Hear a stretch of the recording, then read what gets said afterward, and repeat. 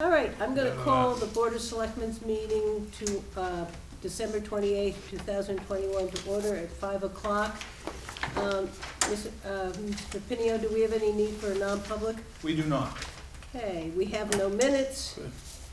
We have no public, because we're not live, right? We are not live on GoToMeeting, that is correct. Okay. There is one bulk item, intent to cut, Penn Air Road. Does anybody have any comments or questions? If not, can I have a motion? Make a motion to approve the bulk vote. Do I have a second? Second. Any further discussion? All those in favor? Aye. Opposed? We have that. We have no committee reports. Under new business, 2021 encumbrance. So Casey's provided you with a document that outlines funds to be encumbered going from 21 to 2022. There's a significant amount of funds that are there. She has them all identified, and we can try to answer any questions that you may have about these.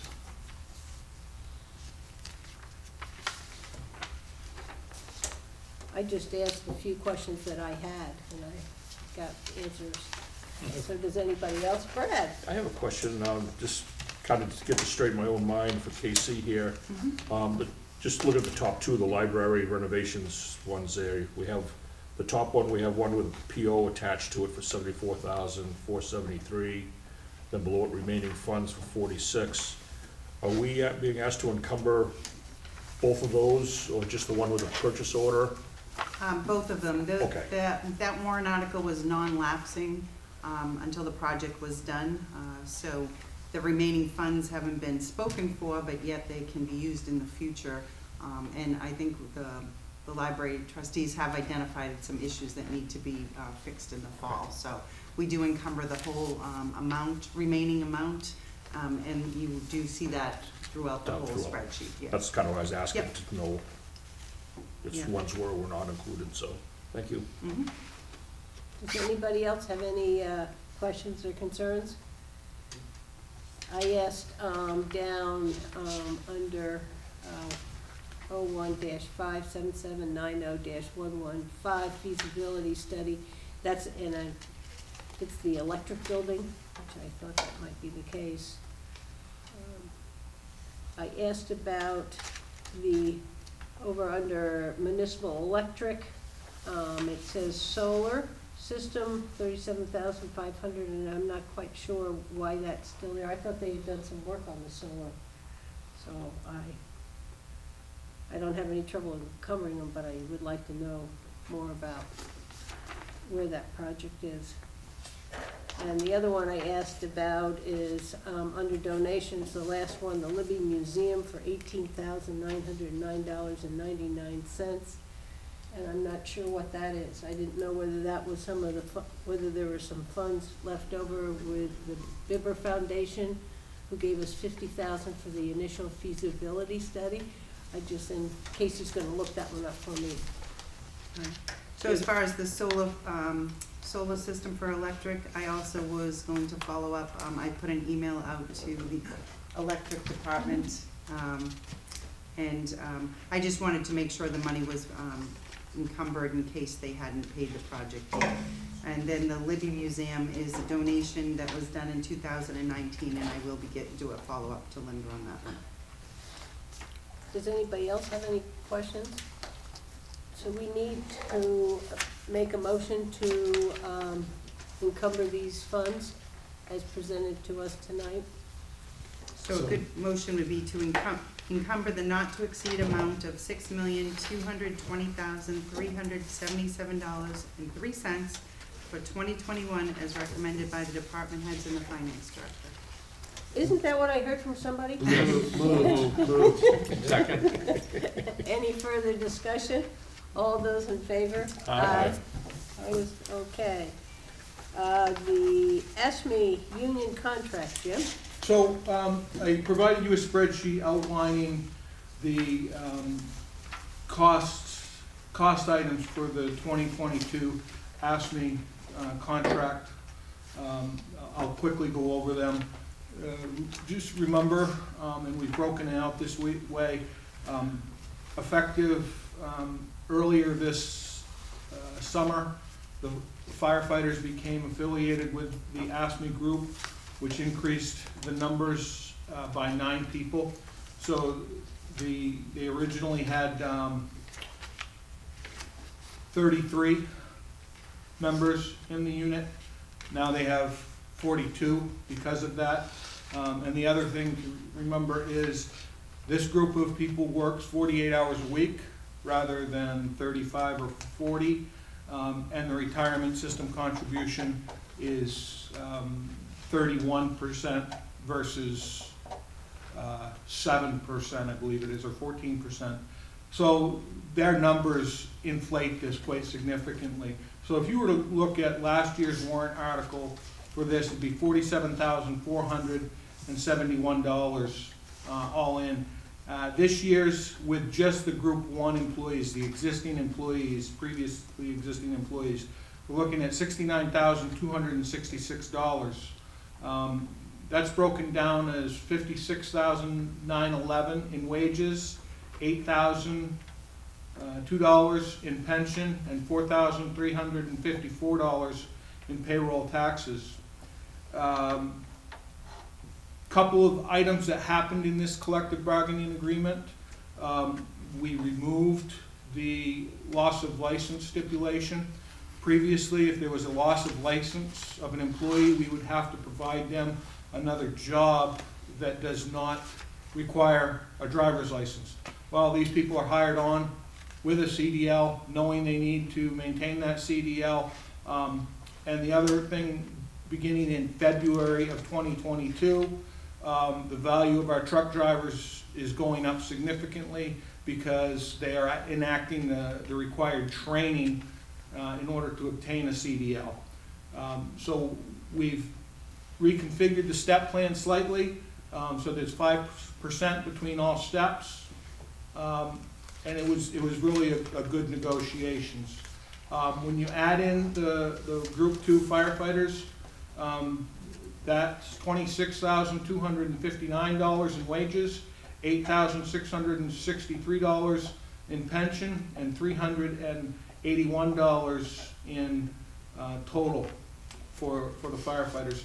When you add both of those groups up, it's $83,170 in wages, $16,665 in pension, and $4,734 in payroll taxes, for a grand warrant article total of $104,569 for the 42 employees represented by this collective bargaining agreement. We've got a few tweaks to do with the language, but the big thing we need to get from the board tonight is an approval of the financial costs associated with the warrant article. Is there a way of taking their salaries from 2021, those firefighters, and compare it to what they're getting now in terms of the increase, so that people see that they're not that far out of line? You have all the other ones, but you don't have that comparison. So if they were put into last year's contract, it would have been. Yeah, we can do that, do some cost comparison. And you know, this was a really good negotiations all in all. You know, this puts those CDL drivers exactly where they should be when you compare them to some of the other communities. So I feel that we struck a good contract. It is generous, but in the same breath, you know, a lot of these guys were out plowing snow Christmas Day, ice, every other thing, and they did a heck of a job. And I can sit here and say, as a town manager, I'm very proud of the work that they do, and they deserve this increase in wage for having that commercial driver's license, which is getting harder to obtain by the day. Does anybody have any questions? I think with that added requirement of that driver's license, I like where they're placed on the steps, because before I felt that they were very low, and now they're up where they should be Does anybody else have any comments or concerns? Can I have a motion to ratify the ESME union contract? So move. Do I have a second? Second. Any further discussion? Hearing none. All those in favor? Aye. Opposed? We have that. Perfect. Other business, Jim, were you, was the? I've got one other Okay. item that I really need to address regarding the warrant articles. I had a conversation with members of the Energy Committee. They have asked us to consider the creation of another warrant article. The creation of that warrant article would be to ask for additional funding for the Pop Whalen project related to energy efficiencies. I don't think that there's going to be a whole lot there because we're not changing out the chiller at this time. The chiller is halfway through its useful life and we plan on keeping the chiller on board. So solar at this point is not an option for that particular unit. However, the way that the roof is being designed, it is being designed so that solar in another time can be placed on the roof. So that if we convert over to the cube systems start up slowly, one at a time, on a variable motor, so the solar can take that impact and help us out. But at this time, we can't do that.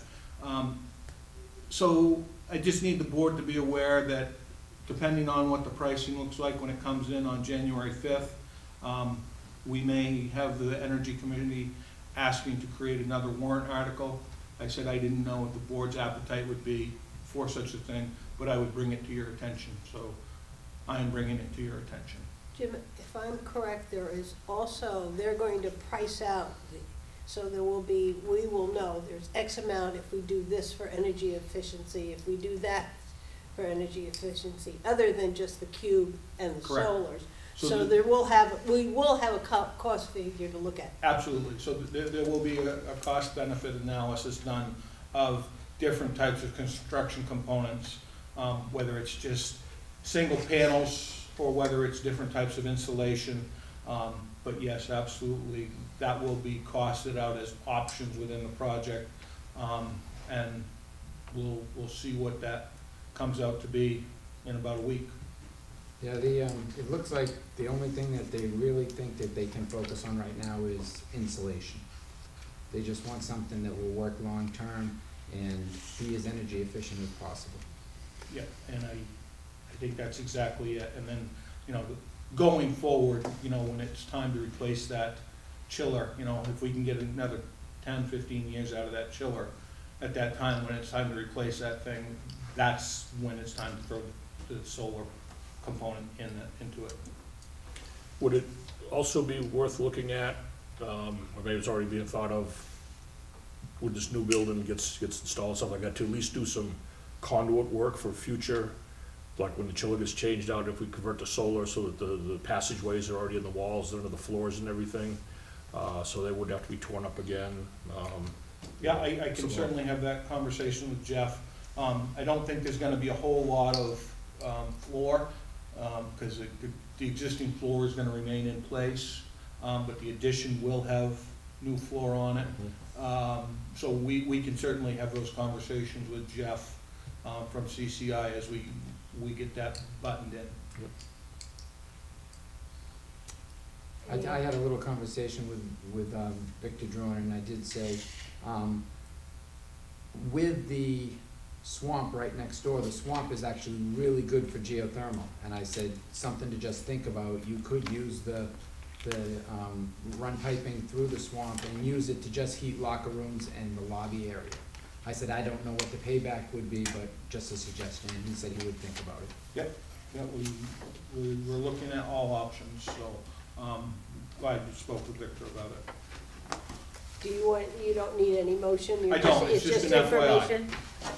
Okay, my question, the fire chief, was he able to go down to the dockside No, today? so we were in passing each other all day long, so hopefully I'll be able to get in touch with him tomorrow and get that figured out tomorrow, hopefully for first thing.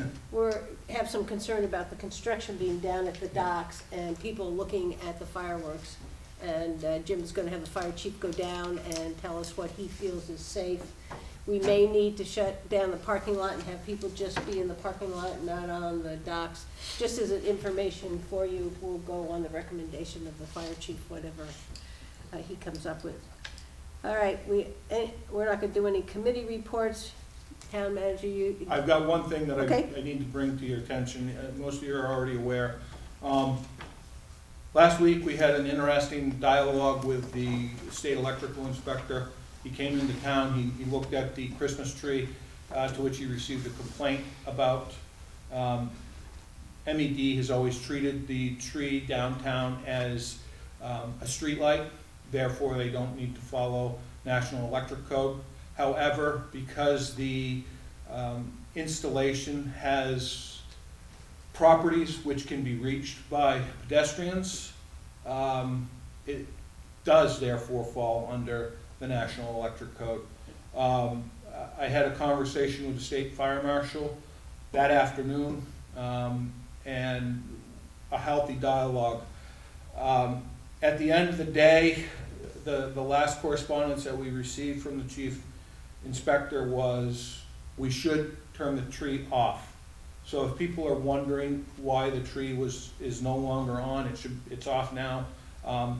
It's because we were recommended to turn it off by the state electric inspector.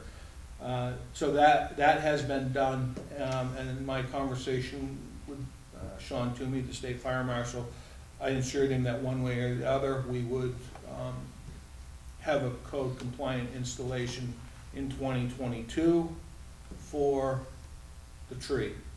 So you have in front of you a memo from me to the budget committee outlining briefly what happened and a request for funds. We only have ballpark ideas at this time of what it's gonna cost. So we're asking for $12,000 as a standalone capital outlay item for the purpose of bringing this to code and replacing the lights. The other thing that happened is the lights were all spliced together, so they've gotta go. So that's coming, I'm bringing this to the budget committee this evening for discussion, and it is backed up with all the correspondence and code citations from the chief inspector and other correspondence from Barry and our code enforcement officer. We're in a good place with it, we'll move forward. I just need you to be aware and the citizens to be aware that we were asked to turn it off based on a complaint that we received. Therefore, we got it through Christmas and we've turned it off. Does any board member have any questions? Alrighty. Yeah, I had one for Jim. I hope he follows up on it. I want to know who the complainant was. I will follow up on that. Thank you. Okay, any questions from the press? I don't think so, because there's no press. Public input? Just could I have a copy of the encumbrance report? Sure. There's your name on Anything else? it. Okay. Alrighty, and can I have a motion to adjourn? So move. Do I have a second? Second? Any further discussion? All those in favor? Aye. Right, Happy alrighty. New Year. Howdy. Happy New Year.